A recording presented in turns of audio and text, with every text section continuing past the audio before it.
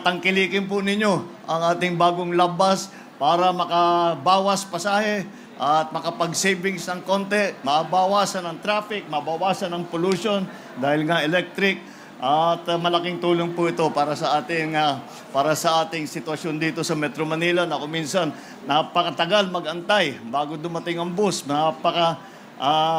napakabigat ng traffic, ang bagal-bagal ng takbo, na meron tayong binubugahan tayo ng exhaust ng mga bus. Yan, mababawasan na po lahat yan. Maraming salamat po. At sana po itong aming bagong labbas ay mas maginhawa po ang inyong araw pagpunta sa trabaho at sa pag-uwi. Actually po, napakalaki pong pagbibigay ng pag-asa sa bawat may kapansanan itong project na nanggaling sa ating mahal na Pangulo at kay Secretary Rex Gatchalian, at nagpapasalamat kami at nagbibigay ng pag-asa sa bawat isa, lalo na sa mga katulad namin na ang kalagayan ay talagang kinakailangan ng saklay din ng pagmamahal ng ating gobyerno. Sa katulad ko na isang wheelchair user, malaking tulong ito kasi bukod sa meron siyang rampa, meron din kaming sariling space para doon. Hindi kami mas mahihirapan kapag magko-commute. Kahit saan terminal kami maabutan at mag-antay ng bus is makakasakay kami na kahit kami lang walang alalay.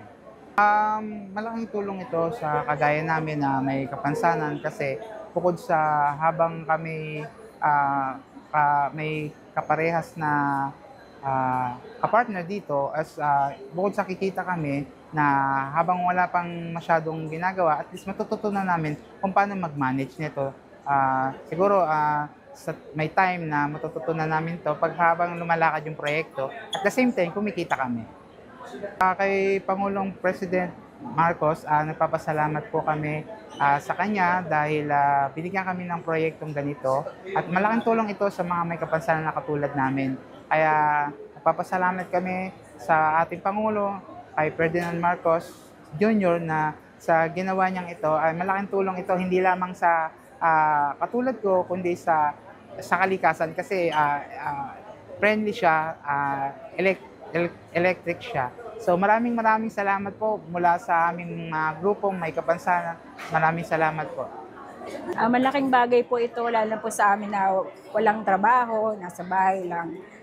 Opportunity po ito na magkaroon po kami, partnership nga po ang tawag sa amin. Kahit wala po kaming maipuhunan, pero magkakaroon po kami ng monthly na beneficial po para sa PWD po.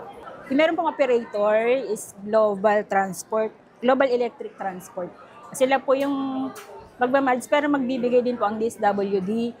Parang share po sila. Bali, po kami partner sa global po. Tapos yung magiging income po ng bus is paghahatian po ng ng operator at saka po ng PWD beneficiaries po. Thank you po. Grateful po kaming PWD. Nabigyan po kami ng chance, may prioritize po at nabigyan po ng kahalagaan po kahit na wala po kaming may ambag sa po. Yun lang po. Thank you po, BBM and DSWD po.